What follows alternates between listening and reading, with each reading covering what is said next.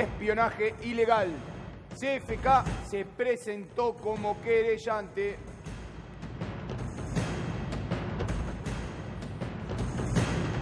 Estoy yendo al Juzgado Federal de Lomas de Zamora. A diferencia de otras veces, cuando el que me citaba era Bonadío en Comodoro Pi, en causas armadas, no me sigue en esta oportunidad ninguna moto. Qué cosa, ¿no? En aquellas oportunidades llegaron a ser 2 motos con cámaras transmitiendo en vivo y en directo mi desplazamiento por la ciudad.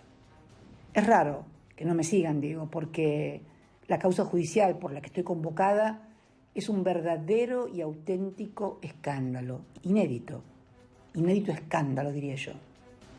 ¿Que por qué lo digo? Escucha bien. La AFI, que dependía en forma directa de Mauricio Macri, utilizó narcotraficantes para realizar atentados a funcionarios de su propio gobierno y seguimiento y espionaje político tanto a opositores como a sus propios dirigentes. Increíble. El Estado argentino contratando narcotraficantes. Y pensar que ese gobierno, el de Macri, digo, ¿no?, le vendió a todos los argentinos y a todas las argentinas que venían a combatir el narcotráfico. Dios mío, cuánta mentira y cuánto cinismo, por Dios. Leo y escucho trascendidos acerca del seguimiento y espionaje que me habrían hecho desde la AFI macrista y no puedo evitar, la verdad que no puedo evitar, recordar otros episodios. Cuánto cinismo, ¿no? La frase, Néstor Espósito. 2 horas y media estuvo, buenas noches, 2 horas y media estuvo reunida con el juez Federico Villena, la vicepresidenta Cristina Fernández de Kirchner, quien concurrió a los tribunales federales de Lomas de Zamora, invitada por el juez en calidad de víctima. ¿Víctima de qué? Mirá, te lo mostramos en esta placa porque realmente es sorprendente. El juez Federico Villena le explicó que hay 18 episodios de espionaje ilegal en su contra, solo en su contra y solo en la capital federal, tanto en el Instituto Patria como en su casa personal. No le mostró información vinculada con otras operaciones relacionadas con sus familiares o con sus allegados políticos. En el involucramiento en estas 18 episodios, que tienen 18 líneas de investigación diferentes, hay un punto en común. Ese punto en común es un funcionario muy cercano al expresidente Mauricio Macri. Es un funcionario de diálogo cotidiano con el expresidente Mauricio Macri. No había muchos que tuvieran tanta confianza como para hablar con él. Cristina hoy, a partir de esto, decidió, junto con su abogado Alberto Beraldi, convertirse en querellante, y lo mismo podría ocurrir en las próximas horas con otros personajes de otro aspecto político. Estamos hablando concretamente del exministro de Seguridad Ritondo, de la exgobernadora de la provincia de Buenos Aires, María Eugenia Vidal, y del actual jefe de gobierno, Horacio Rodríguez Larreta. Para todos hay información que demuestra no solo que los que hasta ahora se conocen estuvieron involucrados, sino que hay nombres que surgen de un grupo de WhatsApp que fue encontrado en el teléfono de uno de los espías a los que le fue allanada la casa, en la que están los nombres de todos los que en principio parecen haber participado en estas operaciones. El interminable ovillo, ¿no?, del espionaje M, Mauro Federico. Sí, y la verdad que cuando uno repasa los acontecimientos del fin de semana, no puede menos que verdaderamente, como decía Néstor, incluso hablábamos con él minutos antes de entrar al aire, nos pone la piel de gallina porque hay un involucramiento que afecta o que incluye no solamente a espías, sino también a narcotraficantes, como bien señala y les contábamos la semana pasada, la historia de Verdura o de Tomate, un hombre que era protegido por la policía. Entonces tenemos que hablar de que también estaba la policía involucrada. ¿Qué decir de los jueces? Los magistrados que también tenían niveles de involucramiento peligrosos en su relación con la Agencia Federal de Inteligencia, que aparece en el último eslabón de esta cadena, que directamente reporta a la figura del presidente Mauricio Macri, porque no nos olvidemos, Gustavo Arribas llegó a la titularidad de la AFI no por tener expertise en el ámbito de la inteligencia, no por ser un conocedor de las temáticas de seguridad internacional, sino simplemente por ser amigo del presidente.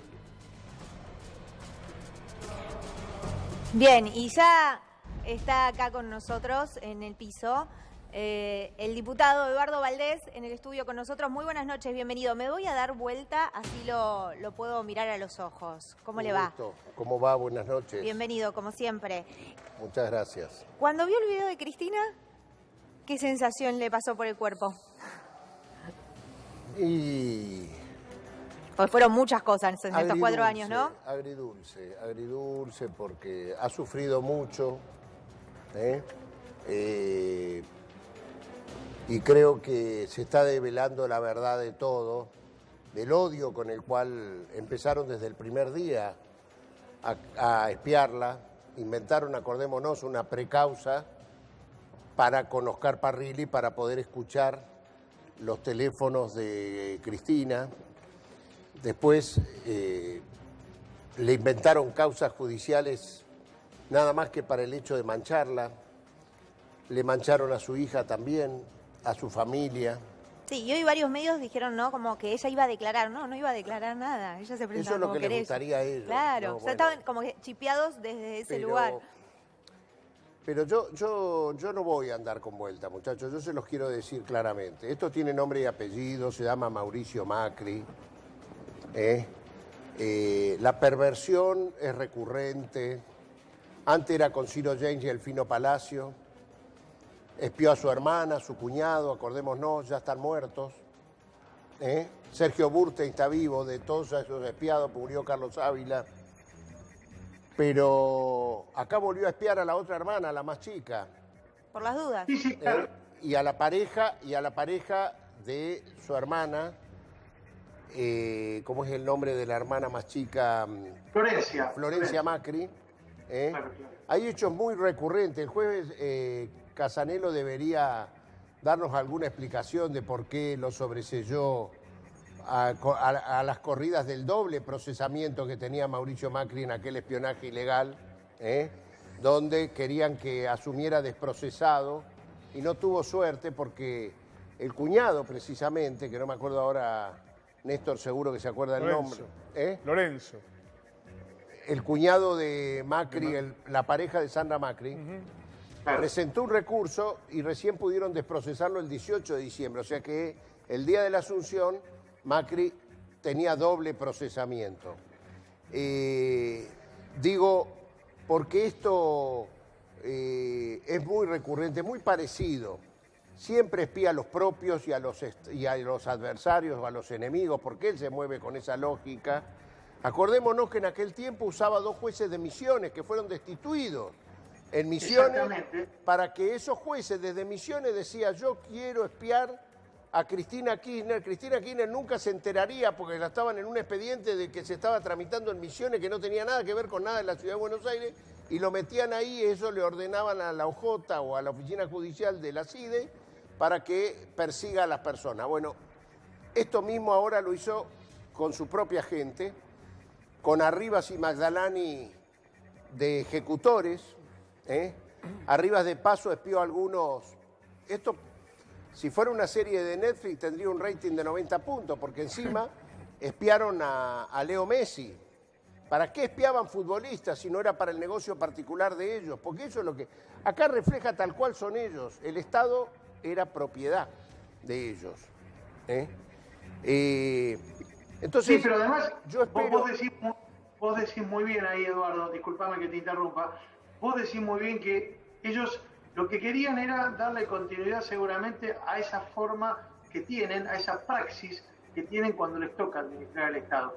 Pero en ese derrotero caían también, además de los propios familiares de Mauricio Macri, personalidades del ámbito político que estaban íntimamente ligados a Mauricio. A ver, Horacio Rodríguez Larreta y Diego Santilli no lo van a decir públicamente seguramente, pero realmente están muy golpeados al enterarse que no solo eran espiados, sino que en el caso de Santilli hay algo mucho más grave, que avanzaban en tratar de plantarle información y pruebas para involucrarlo en situaciones judiciales que lo sacaran de la cancha.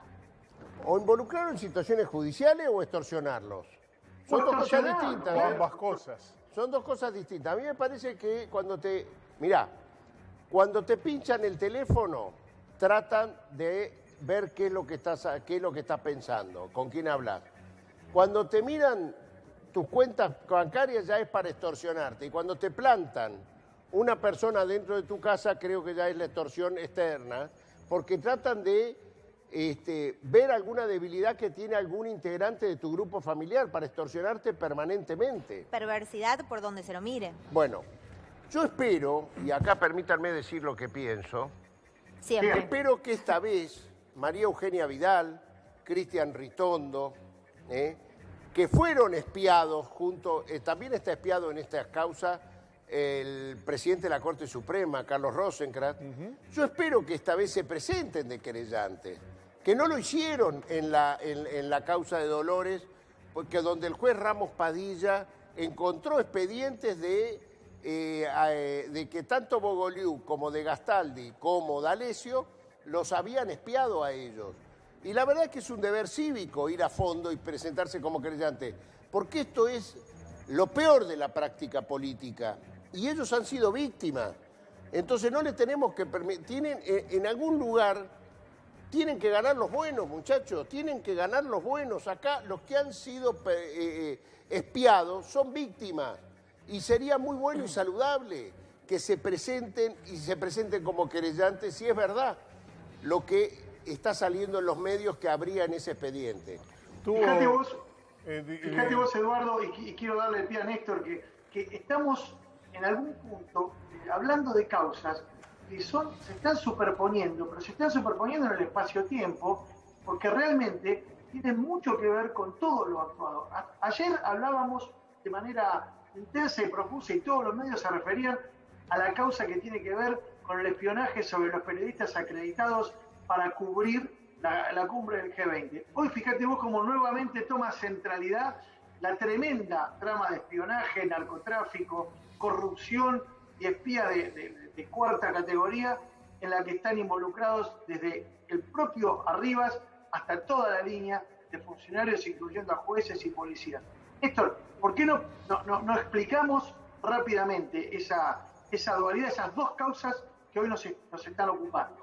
Lo que estalló ayer tiene que ver con el espionaje, bueno, hay que llamarlo de alguna manera, un espionaje ciertamente berreta que hicieron desde la AFI respecto de los periodistas acreditados para la cumbre del G20. ¿Por qué digo espionaje berreta? Porque cada ficha que entraba con un pedido de acreditación para la cumbre del G20, ese acontecimiento del fin de 2018, donde estuvieron, además del presidente argentino, Donald Trump y Angela Merkel y los principales líderes mundiales, en cada pedido de acreditación llegaba a la oficina de eventos especiales de la AFI.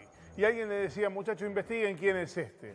Y para investigar, el mejor equipo de los últimos 50 años, también en la Agencia Federal de Inteligencia, lo que hacía era ir a revisar LinkedIn, Facebook y Twitter. Buscaban la información, copiaban y pegaban la foto y con eso hacían un perfil ideológico, elaboraban una ficha y se la mandaban a contrainteligencia. Y de contrainteligencia iba a parar al Ministerio de Seguridad, que era el encargado de la seguridad. ¿Qué es lo que había allí?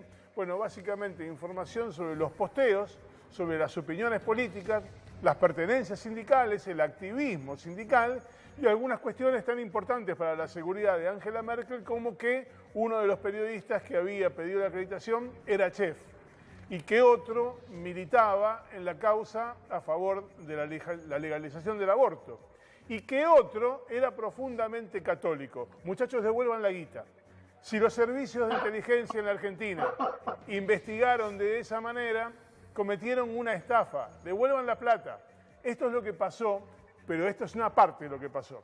Investigaron organismos internacionales, la Argentina estuvo a esto de tener un conflicto internacional con Finlandia y con Holanda porque habían retenido en Ezeiza a militantes de ONG globalifóbicas, antiglobalización. Esa historia se zanjó. Escuchá esto porque es realmente increíble. El canciller Forí le mandó una carta al titular de la AFI, Gustavo Arribas, rogándole que facilitara el ingreso de esos dos que estaban varados en Ezeiza a la Argentina para evitar un conflicto diplomático. Todo esto pasó en la Argentina.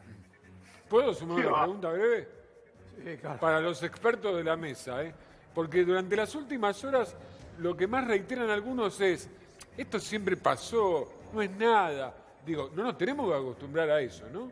No, mira, a ver, esto pasó, no es nada y es lógico que investiguen lo que ocurrió si venía Angela Merkel y Donald Trump, que hubiera una cuestión de seguridad. Pero para eso hay leyes y no se respetó ninguna de esas leyes. Y además yo estoy pidiendo desde el viernes, cuando nos enteramos de esto, que alguien me explique qué tiene que ver para la seguridad de los principales líderes del mundo saber si una persona participó o no participó en la marcha del Ni Una Menos, que es una política de Estado para que dejen de matar a las mujeres. ¿Qué tiene que ver la seguridad de Donald Trump con la participación de una militante en el Ni Una Menos? Todavía no he tenido respuesta. Ahí recién veía que se deslizaba una lupa sobre las caras, varias de las caras que ustedes conocen seguramente, porque forman parte del staff periodístico de Crónica HD. Bueno, se hizo espionaje, se hicieron estas berretadas sobre estos colegas que estamos viendo en pantalla. La mayor parte de ellos, bueno, a todos prácticamente, ustedes los conocen porque forman parte de nuestra familia. Sobre ellos, así como de otros 400 y pico de colegas, se efectuaron ese ficheo que claramente llevó a cabo la AFI, interviniendo en un área en donde no tenía ninguna competencia y violando la ley de inteligencia. Yo no sé qué reflexión te merece esto otro, que supone otro nivel de gravedad, Eduardo, pero que también forma parte de una forma de actuar y de entender el manejo, diría yo, botón y espía del Estado. Eduardo. Falta un hecho muy fuerte que está en el expediente, que es la decisión de ponerle una bomba al subsecretario de Relaciones Internacionales de Defensa, funcionario del gobierno de Mauricio Macri, en la avenida Callao y Arenales. Y a mí lo que me llama la atención es el silencio del ministro de Defensa, Aguad, el silencio del presidente de la Nación sobre esa bomba. Yo me enteré de ese hecho por dos notas periodísticas que hubo en ese momento. Una, me acuerdo, era de Tuni Coleman en Página 12 y otra era de Carlos Pañi en La Nación. Además, si uno googlea hoy, todavía están esas notas. Ahora, lo sorprendente es que ningún funcionario de gobierno le llamó la atención de que pusieran una bomba en la casa del subsecretario de Relaciones Internacionales de Defensa. Sí, como normalizada, ¿no? Ciertas cuestiones. Pareciera que al único que le interesaba su vida era al subsecretario, que presentó la denuncia judicial y le tocó de sorteo al juez federal Ramos, que parece que ha investigado muy bien esta situación. Ahora, ¿dónde estábamos? ¿Qué pasaba? Y resulta que parece que la bomba se la pusieron porque el secretario de Inteligencia, Arribas, pensaba o tenía temor que José Luis Vila, que era el subsecretario de Relaciones Internacionales, ocuparía su lugar.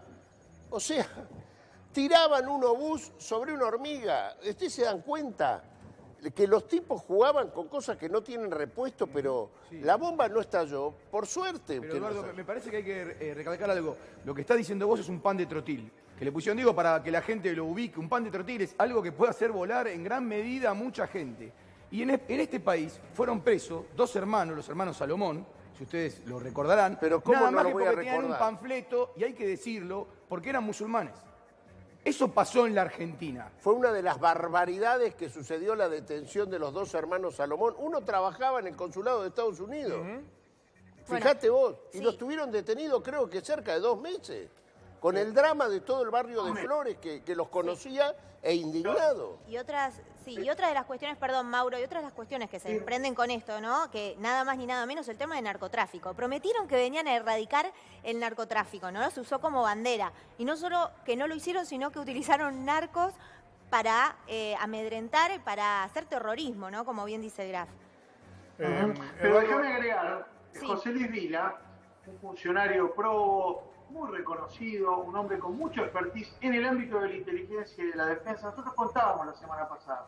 José Luis Vila tenía varios roles que eran muy estratégicos, tal vez pasen desapercibidos en la cotidiana de la gestión, pero en el ámbito del Ministerio de Defensa, José Luis Vila tenía responsabilidades que particularmente molestaban a cierto sector de la AFI y también a la ministra Bullrich. El otro día lo decíamos. Por ejemplo, lo que tiene que ver con el espionaje en la zona de la Triple Frontera.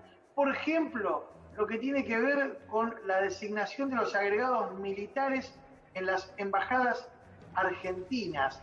Muchas veces reclamados estos sitiales para los hombres de la inteligencia, es decir, espías.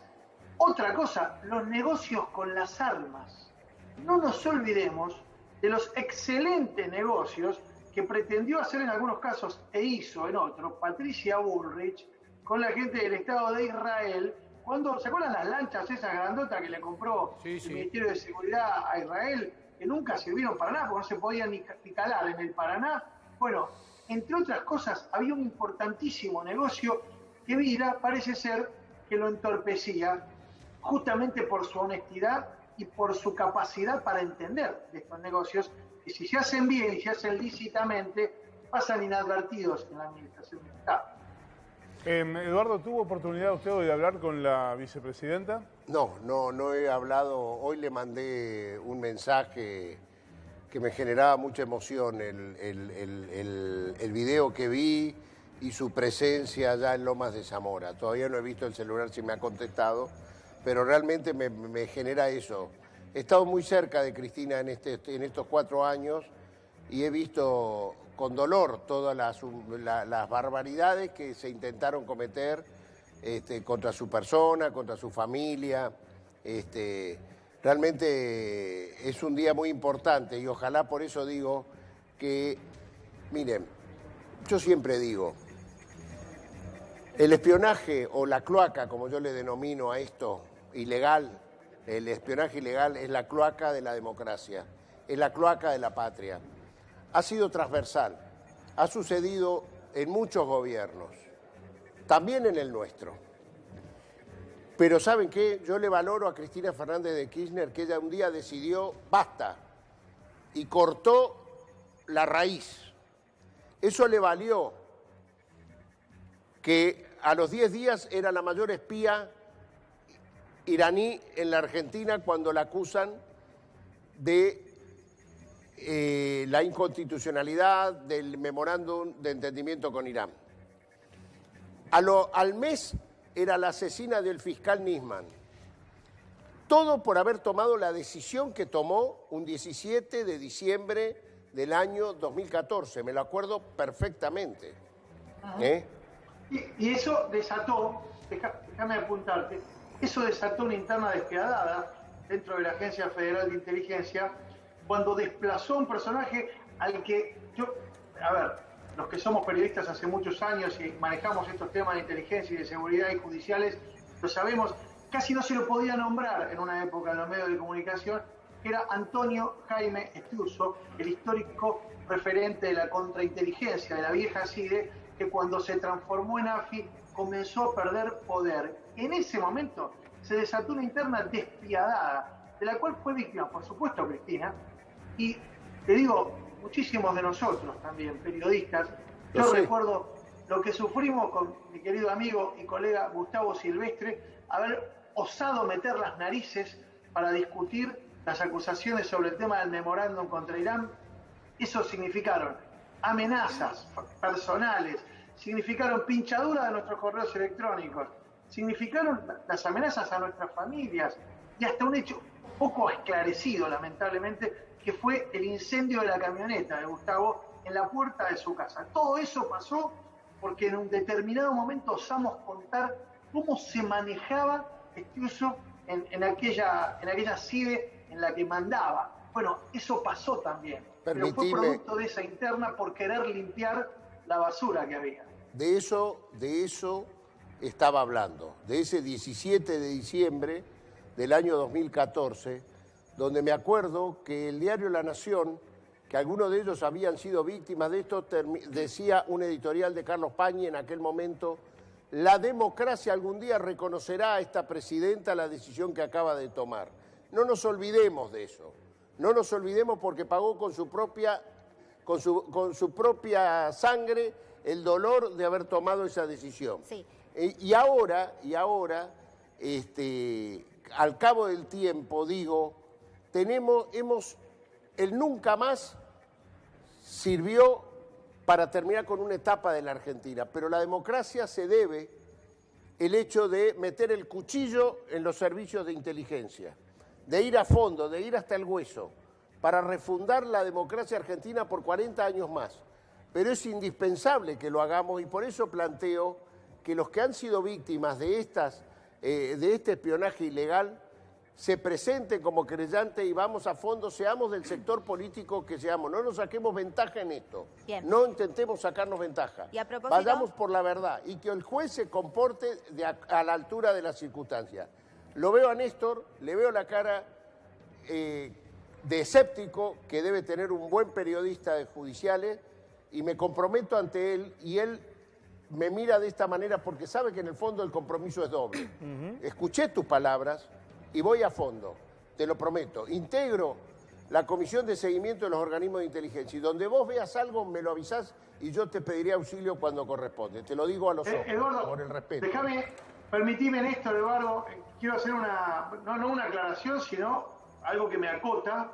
El doctor Casanelo, que está viendo con mucha atención el programa, y que me envía la elevación a juicio oral de la causa por las escuchas ilegales que él llevó a cabo en marzo del año 2014, sí. Después de lo cual el fiscal pidió el sobreseimiento de Mauricio Macri y no llevó adelante la acusación. Pero esto queda publicado en el Centro de Información Judicial, y los argumentos que da para elevarlo a juicio Casanelo, estima, por supuesto, son clarísimos. Estaba repasándolo esto, Néstor. Me parece simplemente un recuadrito por la mención que se hizo. Sí. Bueno, pero, chicos, perdón. Discrepo. Necesito sumar a alguien al diálogo. El doctor Alejandro Rúa está ya en comunicación con nosotros. Bienvenido, muy buenas noches. ¿Nos escucha bien, doctor? Hola, sí, los escucho perfectamente. Buenas Bien. noches a todos. Recién no sé si puedo escuchar acá al diputado Valdés, que dijo, tenemos necesidad de ir a fondo por todo, ¿no? Para que la democracia finalmente sea saneada, ¿no? Si se puede decir de alguna manera. Y a propósito de eso, y otra de las aristas que se abren en cuanto al espionaje es las escuchas, el espionaje en las cárceles argentinas, y a propósito de eso se presentó una denuncia ante Naciones Unidas. ¿Es así, doctor? Sí, nosotros ayer habíamos presentado una denuncia cuando se tuvo noticia el año pasado, ya exactamente hace un año se difundían las escuchas de las conversaciones de los teléfonos públicos de los pabellones penitenciarios, y ya con esa información fuimos ante el relator especial para la independencia de los jueces y de los abogados que hay en Naciones Unidas, el doctor García Sayán, porque como abogados, después de haber ido al Colegio Público de Abogados, de haber ido a la Federación Argentina de Colegio de Abogados a llamar la atención sobre esto que estaba pasando, nos parecía que era una maniobra improcedente, la interceptación indiscriminada de los teléfonos públicos a todas las personas que allí estaban enojadas, y obviamente después el peor de esos resultados fue la difusión pública que eso se hacía, cuando el propio juez que les había obtenido las escuchas les había ordenado destruir. Lo que hicimos esta semana, en estos días, sí, fue ampliar esa denuncia, porque ahora salió a la luz, a propósito de la difusión de algunos audios, que aquello que se denunciaba encima como una investigación legítima que podía haberse vuelto indiscriminada, en verdad era una cobertura de una operación ilegítima armada por la Agencia de Inteligencia Estatal para el espionaje político y la persecución en los pabellones. Esto que se menciona, Alejandro, ¿cómo te va? Esto que se menciona incluso en algunas de las conversaciones que se dieron a conocer durante el fin de semana, protagonizadas por los jefes operativos de la AFI, esto que significaba alambrar, ¿no?, los pabellones para tener posibilidad de escuchar incluso conversaciones sabemos están reservadas al ámbito de la relación entre el abogado y su defendido, ¿no? Sí, son inviolables, no pueden ser interceptadas las comunicaciones entre una persona y su abogado. No puede eso suceder de ninguna manera.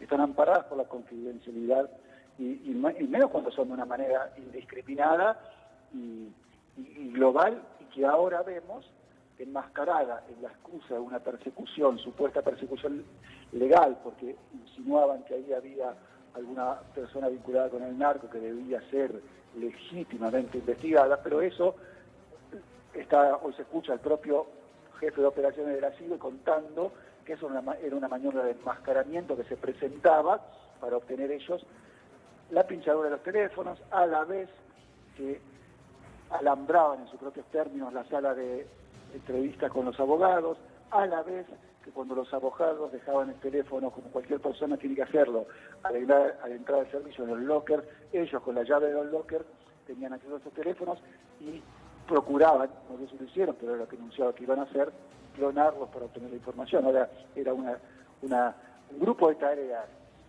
para el espionaje ilegal y la persecución política, ya no con un empleado inorgánico, alguien que después es desconocido, como usualmente hace la iglesia, sino en la palabra del propio jefe de operaciones especiales, que entendemos ahora que son esas operaciones especiales, ¿no? Néstor. Sí, doctor Rúa, a propósito de esto que se conoció hoy, que ocurrió en Lomas de Zamora y que tiene a una treintena de investigados, ¿tiene usted algún conocimiento mayor respecto de lo que pasa en esa causa, de lo que hay en esa causa? No, nosotros no nos hemos presentado todavía en ninguna causa judicial. Queremos que se avance un poco más y se esclarezcan algunas situaciones. Entiendo que que el juez Vilena ha empezado a convocar es algunas personas vinculadas con los seguimientos que habían hecho y todavía no está avanzando, debe estar buscando información vinculada con este tramo de las escuchas, que es al que a nosotros nos interesa. Le preguntaba esto porque algunas de las supuestas operaciones que están bajo investigación en esa causa tienen como perjudicados a algunos de sus clientes, de las personas que ustedes defienden. Sí, por eso nosotros todavía no nos presentamos en ninguna causa. Insistimos con nuestra presentación ante el Relator Especial de Naciones Unidas. Nuestra principal tarea ahora es, por un lado, obtener que se destruyan finalmente esas conversaciones, esas grabaciones ilegales, y que el producido que se obtuvo no tenga ningún valor como no debe tenerlo.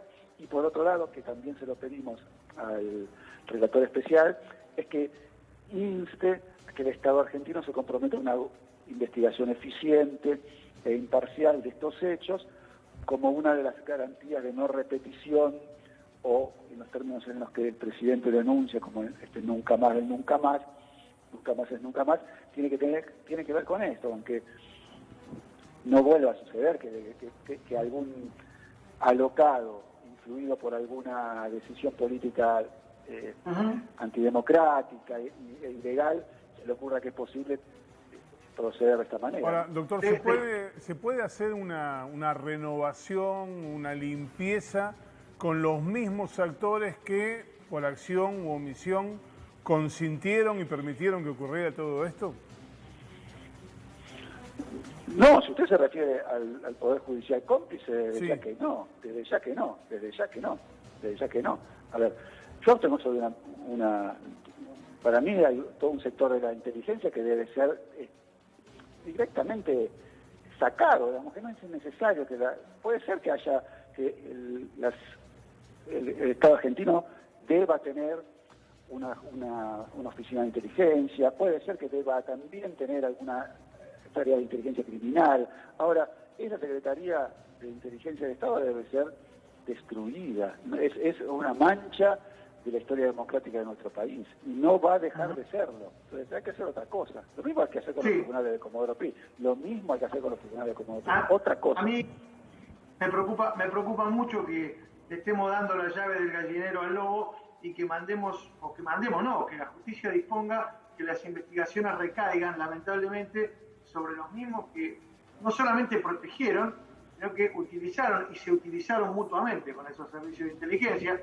Déjame decirte, Alejandro, y lo quiero incorporar porque teníamos previsto una comunicación hoy, lamentablemente por cuestiones de índole familiar y técnicas no la vamos a poder hacer, pero vos sabés que hay otro dirigente, y un dirigente muy conocido del radicalismo, que ocupó la estratégica función de ser el titular de la Comisión Bicameral de Seguimiento de los Organismos de Inteligencia. Me refiero al senador Juan Carlos Marino, que también se va a presentar como querellante en el marco de esta causa, porque hay información que se desprende de lo que fue decomisado en los procedimientos judiciales, que hablan claramente de que a Marino le armaron una causa judicial para sacarlo de la cancha políticamente en la interna por la disputa de la candidatura a gobernador de la provincia.